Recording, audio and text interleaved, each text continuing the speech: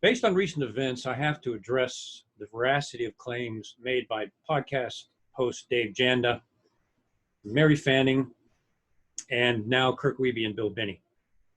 In light of General Michael Flynn's attorney Sidney Powell and her recent tweet about Dennis Montgomery and the Hammer, I have got to bring forth evidence proving that this story is a hoax. Sidney Powell is a brilliant attorney. In my view, she's a hero. I've spoken with her at a conference, and I think what she's doing is absolutely necessary. I think she was fed the same information that other journalists have and took it at face value. If you read Mary Fanning's article on Dennis Montgomery and the Hammer, it looks credible until you dig down into her facts and her documentation or lack thereof. You will, if you do, as I'm about to show you, you will find that it is false, full of errors, and essentially this story, which has been promoted now for 3 years by Janda and company, is false. And it is so void of evidence and being pushed intentionally that it is, in my view, a hoax. This is very serious. This false information was seeded up to the attorney of General Michael Flynn as he defends himself against deep state attacks on him and his freedom. If this Hammer information was brought to court in General Flynn's defense, it could have seriously jeopardized his case. I couldn't be more supportive of Sidney Powell's efforts to expose the deep state targeting of General Flynn and some of the other deep state activities themselves. Those of you that know me know that I have been working to expose the shadow government and deep state since I came out in public and revealed its illegal activity in 2012. That's why I feel duty-bound to bring out this evidence, this information that I have uncovered. And on this program, Dave Janda and company have been, as I mentioned, doing this, promoting this for 3 years, and now have sent this all the way up to an important case that impacts General Flynn's freedom and the freedom of the rest of us as we expose deep state cover-up. Janda and Fanning have been avoiding all of the evidence that I, Mike Zulu, and others have presented. They will not address it. They are cover completely up Dennis Montgomery's past. The documents I'll show you in a moment. And they will not address the evidence, and they've refused interviews to come on and discuss their story if indeed it is true. They have refused to do that. Instead, Mr. Janda, Dr. Janda, has simply dropped names as supporters of his story with no evidence. These are names of well-known people. Most of them are friends of mine. Most of them I have worked with in the past. They're good people. I think it's pretty clear that they were just given Janda's version and Mary Fanning's story and took that at face value when indeed it is a false story and a hoax. So it's very important. Name dropping and secondhand information does not negate evidentiary facts, documentation, court cases, and eyewitness testimony. And I want to make that very, very clear in the beginning, that what I'm talking about is all evidence-based. So they continue to push this story, and as I've mentioned now a couple of times, it's very serious. Let's get into some of the facts, and I'm going to leave these on this program so you can come back and look at them for yourself if you want to come back and review this information. The 47 hard drives alleged by Dennis Montgomery and alleged by Dave Janda, Mary Fanning, Bill Binney, and Kirk Wiebe have been proven, and they allege these 47 drives contain a massive CIA spy computer code. They've been proven a hoax, and I will provide that evidence shortly. 600 million pages of CIA surveillance information on American citizens alleged by Dennis Montgomery and promoted by Dave Janda, Mary Fanning, Kirk Wiebe, and Bill Binney are also a hoax. Here's a court case regarding the 47 hard drives and the 600 million pages of information. Melendrez, ECF 1166. The Maricopa County Sheriff's Office experts have concluded that these experts, who officially concluded this in a part of a court case, as requested by the Sheriff's Office, These experts concluded this, and this is on the record. A, Dennis Montgomery deliberately compiled massive amounts of data on these drives for the purpose of obfuscating the fact the data itself contained no evidence to support Dennis Montgomery's claims. There was no sensitive information contained on any of these 50, and it was later amended to 47, hard drives. B, emails contained on the drive were of questionable validity. Quote, our experts brought to question the validity concerning a number of emails Dennis Montgomery provided on the same hard drives. Those were emails that were purported to be from government officials to Dennis Montgomery, and they turned out to be false. As we continue, C, also of questionable validity was information provided to support Montgomery's contention that the federal government had, quote, unquote, harvested information in violation of the Fourth Amendment. The information cannot be sourced for validity. The Sheriff's Office experts had Montgomery's drives examined. Again, these experts were Bill Binney, Kirk Wiebe, and Thomas Drake. Again, Thomas Drake sacrificed quite a bit, and I consider him a hero. These experts had Montgomery's drives examined, and there was, quote, absolutely nothing of value on them. To be clear, there was nothing of a classified nature contained on any of them, and as a matter of fact, there was evidence of fabrication on numerous levels. Here is the email referencing the conclusions of these NSA experts to the Sheriff's Office based on their review of these 47 hard drives, Dennis Montgomery, the 600 million pages, and his claims. From Thomas Drake to investigator Brian Makowitz, who worked with Mike Zulu. Quote, Brian, good morning. Kirk Wiebe and I are providing you a summary attached, which Mike Zulu has in his possession to this day, of our data and information analysis of the alleged, quote unquote, key data designed to prove the source, Dennis Montgomery's case. We have found that he is a complete and total fraud. All he has done is provide you with readily available lists of email addresses, names, phone numbers of both individuals and businesses, and a lot of framed up information, data and code, but no proof of whence they came, and a whole lot of faked and made up documents and analysis. Signed, Tom Drake, Tom. Here's an email sent to me by Kirk Wiebe, Friday, June 14th of this year. It says, Kevin, there is no way for us to know whether Dennis ran Hammer or any program, as we have not seen direct evidence.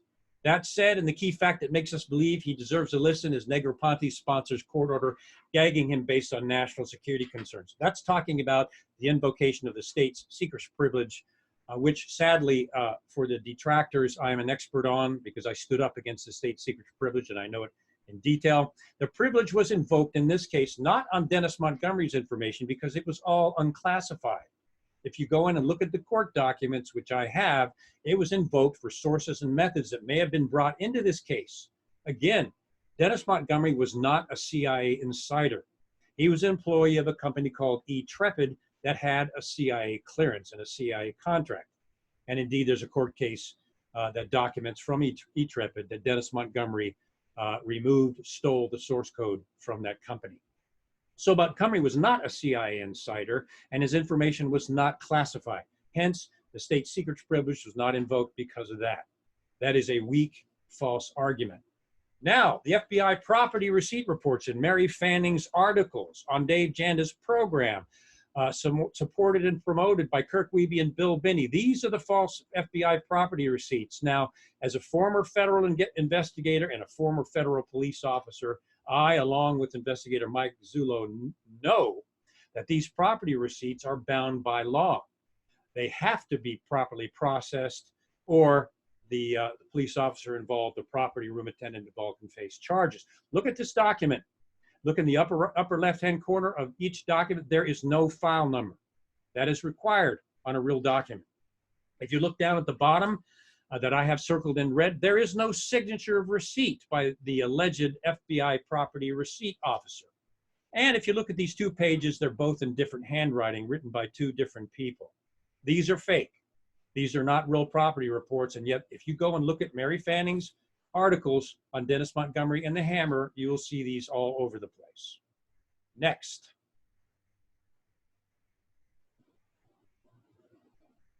Carl Cameron took the case on behalf of Fox News, spent 2 weeks with Dennis Montgomery, had him on videotape. This is Cameron's final response to Dennis Montgomery as Fox News dropped the story. From Carl Cameron to David Webb. David Webb was Dennis Montgomery's alias. Quote, Fox never froze your story, Dennis. You did. The day we met, I told you any story hinged on the data. On tape, you described the data and you said you would produce it, and you said you were prepared to face the music for having kept the drives. I reiterated repeatedly that day that it was up to you to produce the data, and you repeatedly said you understood. By December, it was clear you were not producing and not being honest. I reiterated the need for the data, and you repromised. In January, you admitted you never intended to produce what you'd promised because of the potential criminal charges. Face it, you've been lying about lots of things. I was not surprised when Blixith called me from Arizona and put Arpaio on the phone with me in January, and the deputies began calling soon after. I was not surprised when other reporters were contacted about you. I'm not surprised that your story is coming out and you are not a part of it. I'm not surprised that you think Arizona can help you. I am surprised that you keep deluding yourself and trying to blame me for your own unwillingness to keep your word. I'm surprised that a guy as smart as you who insists, quote unquote, data trumps rhetoric would keep insulting my intelligence with empty rhetoric instead of the data you promised for months. Cameron dropped the story and it was never picked up by him again. Let's continue. Kirk Wiebe and Bill Binney have been supporting and promoting this story, and that's always been puzzling to me because they're smart men, both of them. Friends of mine, I met with them several times. Why would they promote a story that is false? Why would they contradict their own written, documented analysis prepared for a court of law? Now they're coming out and saying exactly the opposite, and it's puzzling. And of course, I've been digging to find out why. They now, Kirk Wiebe and Binney, are claiming that they did not sign off on the legal memo from the sheriff's office stating that the drives were fake and Montgomery was a fraud. Zulu still has the memo, as I mentioned, for anybody to see with their signatures on the report, and they did indeed sign off on it. It's a matter of record, and we have those records. Also concerning to me is Kirk Wiebe has now come out publicly and said that he is working with Dennis Montgomery on a voter fraud system, meaning he has a financial interest in protecting Dennis Montgomery, working with Dennis Montgomery, and protecting his very concerning legal past and fraudulent activity. Bill Binney claimed on Janda's program after we brought forth the evidence, Mike Zulu and myself, Bill Binney claimed on the Janda program that they could no longer discuss it and they could no longer be interviewed because Bill Binney had turned it over to the FBI and now they could not talk about it. The problem with that is Bill Binney is now talking about it. And I can tell you that I also turned it over to the FBI in writing, and they did not tell me to stop talking about it. I still obviously am to this day. So why would Bill Binney say that? To stop all further discussion of this incident except their side and what they were doing. That's puzzling. And I can tell you back in April of 2018, Bill Binney and Kirk Wiebe requested a meeting with me. During that meeting, they pitched me on this source code system for detecting voter fraud. And Kirk Wiebe told me that I was essential to them doing this. And I was told by Kirk Wiebe that I would never have to worry about money again. So my question is there a financial connection here between Bill Binney and Kirk Wiebe? And is this why they continue to cover for Dennis Montgomery and promote a case that is false? Here are some examples. Montgomery versus Rison. James Rison wrote in his book that Dennis Montgomery was the maestro behind what many current and former U.S. officials documented and others familiar with the case now believe was one of the most elaborate and dangerous hoaxes in American history. In 2016, a federal court dismissed Montgomery's lawsuit against Rison for defamation. And in 2017, the United States Court of Appeals for the District of Columbia affirmed that dismissal in Rison's favor. In other words, the information was factual and legitimate, and there was no slander and no defamation. Another court case, Nevada versus Montgomery, a criminal case, state of Nevada versus Dennis Montgomery. The summary of this case states, this case arose from Montgomery's alleged passing bad checks at Caesar's Palace on September 28, 2008. Montgomery was charged with 6 felony counts, including 1 count of drawing and passing a check without sufficient funds and draw a bank with intent to defraud, B, 2 felony theft counts, C, 2 non-sufficient funds check counts, and D, 1 count of obtaining money under false pretenses. That court case, which is still pending, is for $1 million in fraud. You can go online, you can look up these court cases for yourself and see this information. Penny versus Prager, 3net versus 3net system, for which Montgomery worked for. Case number is here, September 17, 1993. The summary, Dennis Montgomery is a defendant in this case, which alleges sexual harassment and retaliation. Dennis Montgomery and/or their insurers make a cash settlement payment to Page, May 27, 1995. Page worked for Dennis Montgomery. Dennis Montgomery worked for eTrepid as he was stealing source code and hardware for the company, which resulted in the eTrepid versus Montgomery case. Here it is.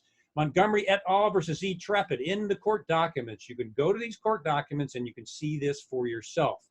Montgomery steals eTrepid source code and computer hardware. The resolution, September 2009. Montgomery and co-defendants agreed to pay $20 million to settle eTrepid's claims and $5 million to settle the owner, Trepp's claims, based on statements Montgomery had made about Trepp, which involved false emails, defamatory information, and other things. December 2009, confessions of judgment were entered against Montgomery and his co-settlers. Sheriff's Officer Chief Investigator Eyewitness Mike Zulu, and I have this on my YouTube channel, an hour video on this with Mr. Zulu's comments. As part of an ongoing court case, Zulu testifies in the video that we have out there on YouTube that he hired personally Kirk Wiebe, Thomas Drake, and Bill Binney to examine Dennis Montgomery's 47 hard drives with the alleged super spy, CIA spy system code, and the alleged 600 million pages of surveillance information on Americans. Zulu has the full report that Kirk Wiebe and Bill Binney provided, and they did sign off on. Their professional analysis, as I just previously showed you, the 47 hard drives were fake, and Dennis Montgomery is a fraud. Montgomery has an IRS case out there you can find. The final determination by the IRS. The IRS determined that plaintiff Montgomery's partnerships were shams and accordingly disallowed the losses the Montgomerys had claimed on their individual tax returns.